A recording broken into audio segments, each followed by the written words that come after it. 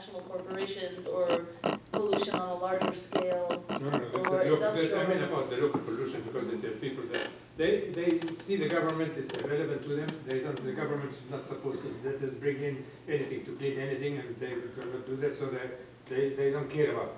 And they throw things in the trash, and they throw the trash around, and they don't care. But if somebody kind of pointed out to them, or helped them do it, and told them why they would do it, and this and that, they would definitely be apprised with the idea that that's a good thing for them. I also want to challenge one of the premises, or maybe the premise. You referred to, how do we make sure those people don't take the country in another direction? And I hear that from a lot of people. And I just want to challenge this idea that the revolution and the country belongs to the educated youth who led the revolutionary movement. Because I would say the country actually belongs to all Egyptians, a very large portion of whom are undereducated or uneducated, are working class, are below the poverty line. And if their real needs, economic needs, education, access to healthcare, if those aren't directly addressed, then the government that comes out of the revolution is not a representative government. And it's not a government that is responding to the needs of its citizenship any more than the previous government did. So there's a danger in replacing a government that caters to the top echelon with a government that caters to the middle echelon.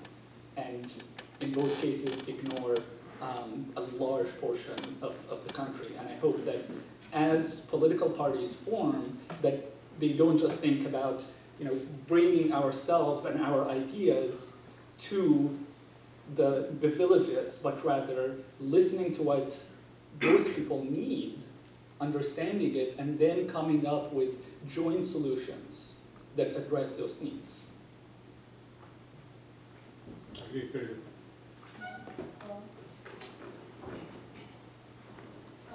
Hello. First of all, thank you very much for giving us the opportunity to discuss such an important historical event such as the Egyptian Revolution. This is in regards of emerging leadership in Egypt post-revolution. So, as a Latin American, I rely mostly on the media to find out about what's going on in Egypt. And I remember specifically that at the beginning there was a lot of talk of El Baradei being even a presidential candidate for the elections. After that, for a while, it faded away. So I guess the first part of the question is, in this new structure of leadership in Egypt, would El Baradei actually play an important role? And secondly, looking back at the Iranian Revolution, after the elections with Ahmadinejad, we saw this growing participation of women in the revolution. And I was just wondering if what's the role that women have played in the Egyptian Revolution, and is this role going to translate into women participation in the new structure? Well, the Baradei is still alive. I think I want to defer that one to you in terms of because we've had discussions about him, but he is alive, he is there, and he will run for president. I'm sure you know the statistics on the latest on how much support he has. But we can so the women question. Yes. We have a difference of opinion on this. Apparently we still do. Okay. Okay.